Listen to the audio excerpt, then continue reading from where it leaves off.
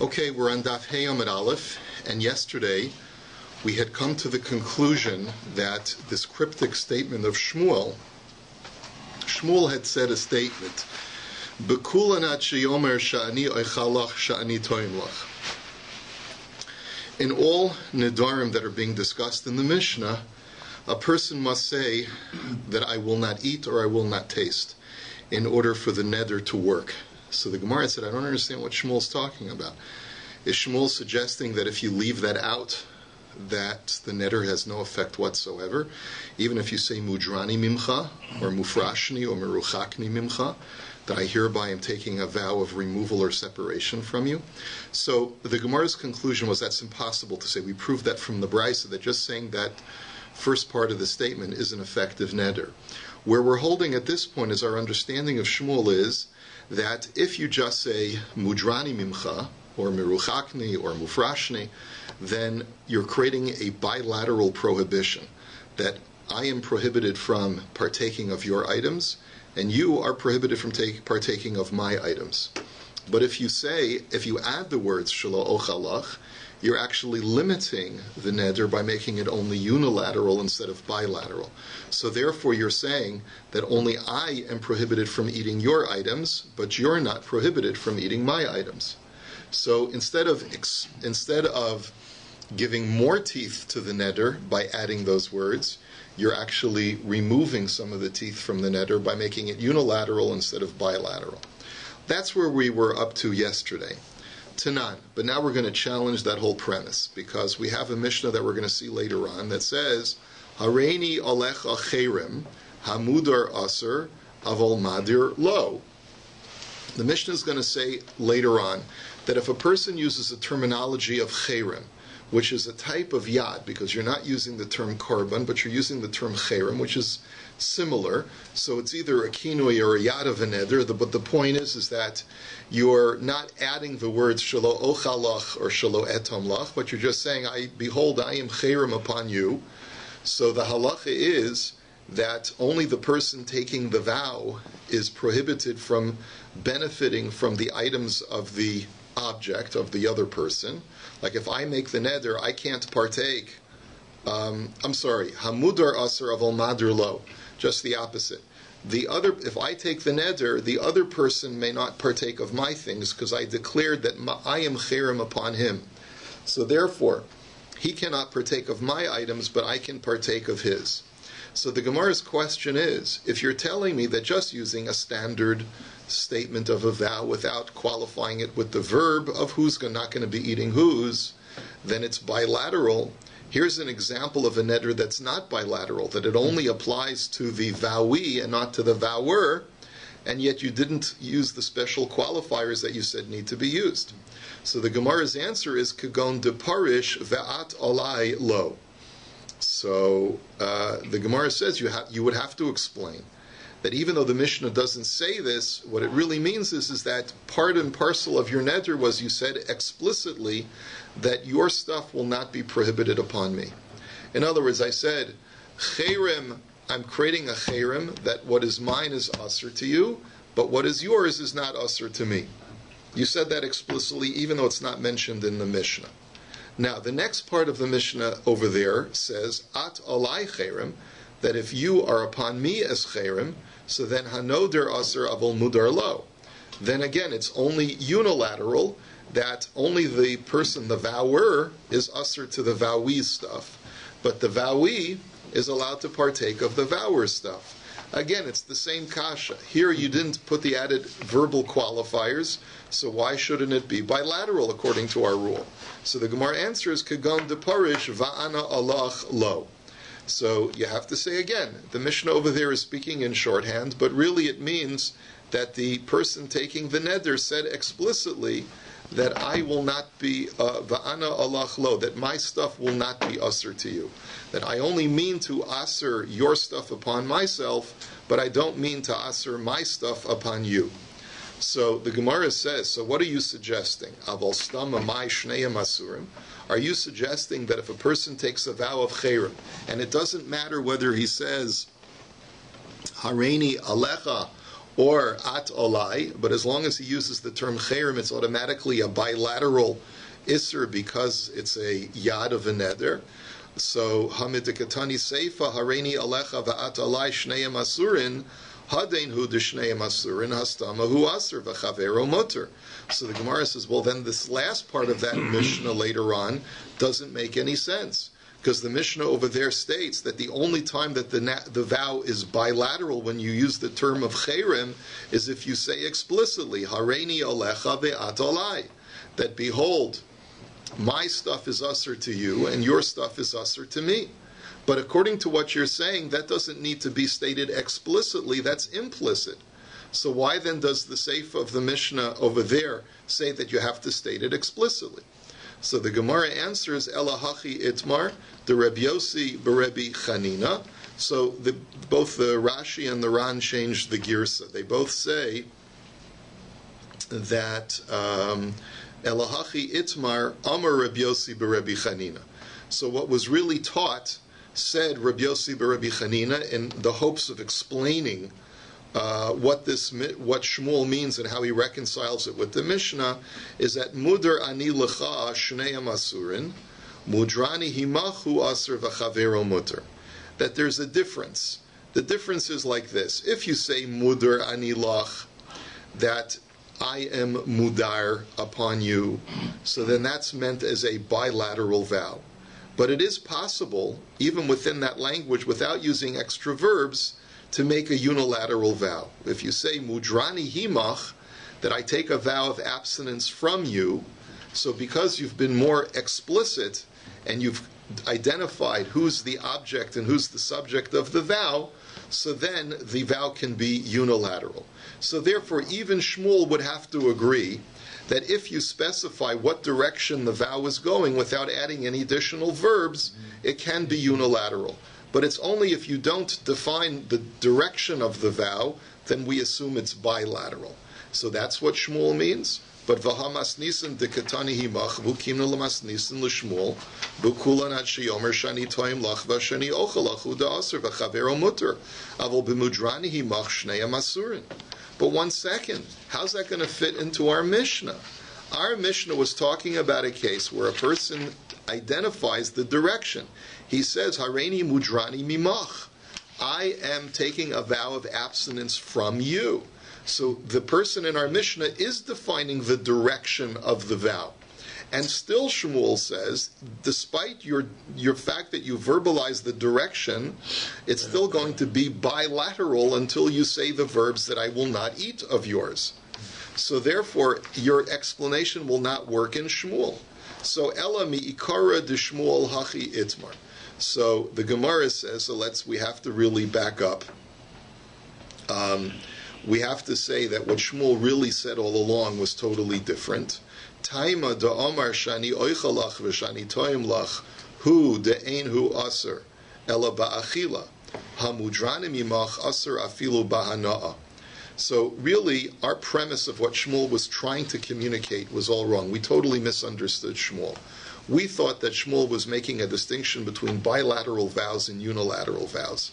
That's not at all what Shmuel is saying. What Shmuel is talking about is the scope of the prohibition of the vow. Meaning like this: if a person takes a vow and says, I am mudrani mimcha, then I'm taking a vow of abstinence from anything, any benefit from you. Until what? Until I specify what the scope of my prohibition is. So if I say I'm taking a vow of abstinence from you in that I will not eat from you, so that limits the scope of the vow so that it only prohibits me from eating your stuff, but it doesn't prohibit me from getting some other benefit from you. I can get monetary benefit from you, I just can't eat your food. Okay, so that's what Shmuel is saying. So if you go back and you look at Shmuel, it says, B'kulan ad sheyomer shani oichalach shani toim lach. What Shmuel is really essentially saying is that the only time that the vow is limited to achila is when you specify achila. He's not talking about bilateral versus unilateral. That's out the window now. He's only talking about what the scope of the prohibition is. So, frak the Gemara, Ihachi, I'm still not happy, says the Gemara, because of the language of Shmuel. Leima Shmuel hachi v'im lo amar ela shani oichalach v'shani toim lach ein aser ela ba'achila. Still, the language of Shmuel is difficult, because it sounds like from Shmuel, he says Bekulan, in all of these, it doesn't work until you say that I will not eat. Now, according to the way you're explaining Shmuel, it's not that it doesn't work until you say, but rather it's not limited unless you say that I will not eat and I will not taste. Right. Otherwise, the Shavua, the Neder rather, has even more power. So don't say Ad Sheyomar, that you won't work until or unless you say this. No, just the opposite. It will work even more powerfully if you don't say it. So therefore, he should have said that that if you only say that I will eat or that I will taste, you've limited the neder to achila. That would have been a much more appropriate way of phrasing it. So ela hachi itmar. So the Gemara says you're right. We'll have to modify our understanding of Shmuel once again. Taima da Amar Shani Oichalach v'Shani Toim Lachu da Aser, Aval Amar Mudrani Himach Lo Mashma da Amar Aser. That really what Shmuel is saying, that no, if you specify that you're not going to eat or you're not going to taste, only then does this neder have any efficacy whatsoever. But if you say Hareini ani mudrani mimcha or mufrashni mimcha, and you don't specify the scope at all of the prohibition, then we view this as being totally not a neder at all. My taima mudrani mimach lo mishta'ina ba'adach. Because if a person just says, I'm taking a vow of abstinence from you, that doesn't mean that you're prohibiting any stuff that belongs to the guy necessarily upon yourself. It could just mean that I swear that I'm going to abstain from talking with you. Or, and mashma. And mufrashni mimcha de lo avidna imach masu matan mashma. And if you say, I'm hereby separating from you, maybe all you mean by that is to say that I'm not going to do business with you anymore, but it's not a formal neder. And finally, miruchakni mimcha de lo ka'imna v'dalat amos dilach mashma. Or if you say, I'm distancing myself from you, all that means is I'm not going to be within your dalat amos from now on. I don't like you anymore. But to say that it's a neder, that certain things of yours are usher to me, Shmuel says you can't say that that's an actual neder until you verbalize that I swear I'm not going to eat anything of yours, because only then does it have efficacy. You're saying it's nothing at all? It's nothing at all. It's a pledge, but it's not a pledge that is violable. In other words, it's too broad. So therefore, if I say mudrani mimcha, at least according to what the Gemara is saying now, it really doesn't have any ramifications that are punishable, right? It just means that a person said, I'm not going to, it could mean that it could be interpreted as I'm never talking to you again. What if a person talks to him? So what is he violating? He's violating, okay, motzasef asecha tishmor v'yasisa. The Torah says that you should always keep your word. You didn't keep your word, but it's not a violation formally of a vow, so there's no korban to bring, and there's no atonement to the same degree as the violation of a neder. So the Gemara now says, Lema kasavar Shmuel yadayim she'ein mochichos lo havyin yadayim.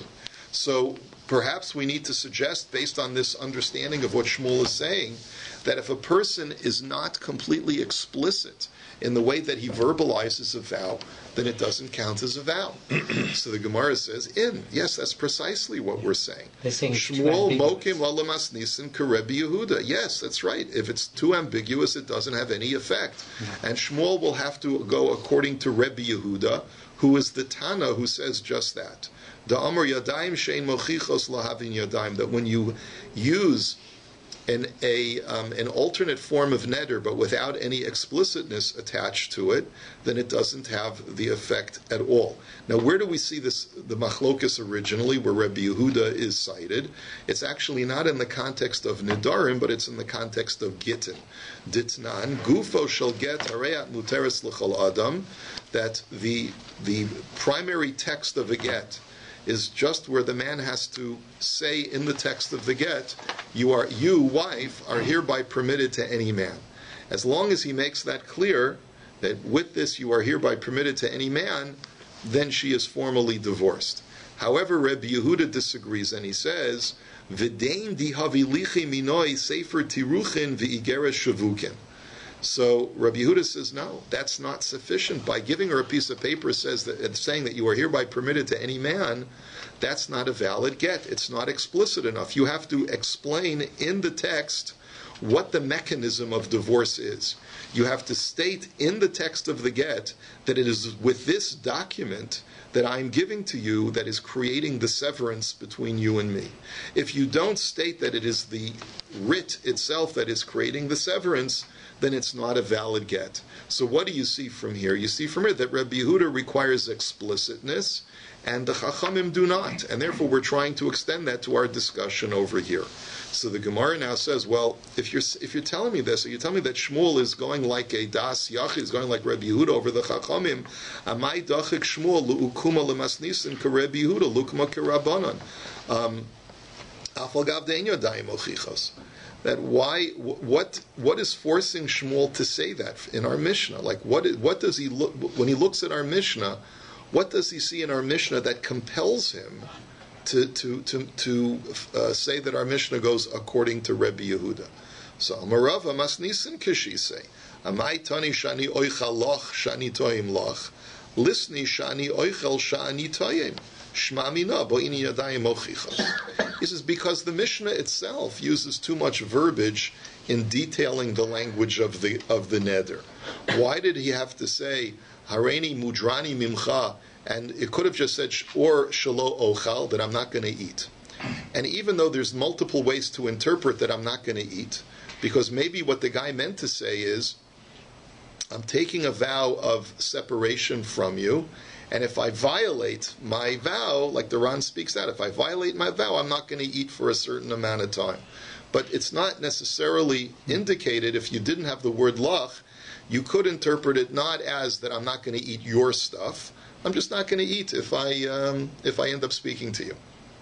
The fact that the Mishnah added the words Shani oichal lach, I'm not going to eat your stuff, or Shani toyim lach, I'm not going to eat your stuff, shows a level of explicitness which Shmuel says can only be necessary according to Rabbi Yehuda. So Itmar. So now let's go on, and now we see a similar machlokus between Amoraim. Yadayim shein mochichos, Abaye Omer havin yadayim, v'Rav Omer lo havin yadayim. The general discussion of whether a yad neder, a neder that is in the non-normative verbalization, does it have to be completely explicit as to what the scope of the neder is or not? Abaye says that it doesn't need to be explicit. Even if it's non-explicit, it's a valid neder. And Rava says, no, it's not a valid neder if it's not explicit. So Amar Rava, Rav Idi Asperali. So Rava says, I'll tell you why I require it to be explicit, based on the way Rav Idi learned the following pasuk. Amar Kra Nazir LaHazir LaShem, Makish Yados Nazirus LaNazirus, Ma Nazirus Bahafla, Af Yados Nazirus Bahafla. That he said, remember we learned this pasuk just yesterday, Nazir LaHazir, that double language of Nazirus teaches me that a yad of a neder is just like a neder, at least according to one opinion in the Gemara that we saw yesterday. So the very fact that the Torah connects the two teaches me, and it puts it in the pasuk of Ish o Isha ki afli, this week's parsha, a man or a woman who will express. Ki afli, in this definition, means if they express or articulate that they want to take a neder to become a nazir. So the very fact that the Torah requires an articulation of the neder, whether it's a full neder using the word karban or konam, or whether it's a yad of a neder, which is not using those terms, in both cases you have to specify what the scope of the neder is, what exactly you're forswearing. So the Gemara therefore says Rava, that's how I know that you have to be explicit when you're making a yad neder. The Gemara now says, Lema beplugta de Rabbi Yehuda v'Rabbanan kamiflugi. So therefore, if Abaye and Rav are arguing about this point, just like we pegged Shmuel as going like Rabbi Yehuda, and we pegged our Mishnah as going like Rabbi Yehuda, let's therefore say that Abaye and Rava are arguing in the machlokas tanoim of Rabbi Yehuda and the Chachamim just by gittin. So ditnan gufo shel get harei muter l'chol adam. Rabbi Yehuda Omer b'dein di havi lichim minoi sefer tiruchin v'get beturin v'gerish shavukin. That just like by a get. According to the Chachamim, you can just give a woman a piece of paper with the words, you are hereby permitted to marry any man.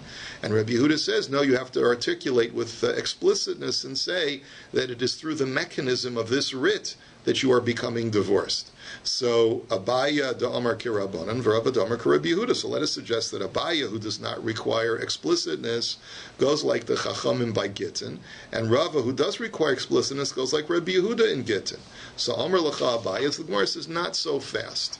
You don't necessarily commit yourself to aligning the two shittas together. Maybe Gittin and Nedarim are apples and oranges. So Amar Lacha Abaya, Ana da Amri Afilu Rebbe Yehuda. I could hold even like Rebbe Yehuda, meaning that even though I normally don't require explicitness for Nedarim, for Gittin, I agree with Rebbe Yehuda that you do require explicitness, because Ad kan lo kama Rebbe Yehuda ba'inin yadayim ochichos elagabe et get de ba'inin krisus veleka aval ba'alma mishamas lei. Abaya will say, look, the only reason why Rabbi Yehuda requires explicitness by a get is because you need to create an absolute severance between the husband and wife. So unless you're explicit, that severance has not been generated. But in a regular case of Nedarim, where there's not a pre-existent connection between the vower and the vowee, maybe you don't have to be as explicit. And therefore, Abaya says, one is not connected to the other. You could in reality hold that you don't need to have yadayim mochichos. You don't need to have explicit details in a neder, but you do need explicit details for a get. And Rava Omar, and Rava will argue the exact opposite argument. Ana da Amri afilu l'Rabbanan.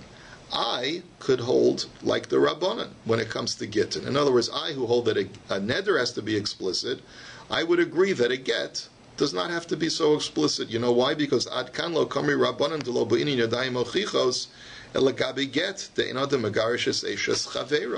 He says maybe only the Chachamim, only by Gittin do the Chachamim not require explicitness, because contextually you know what the guy is doing.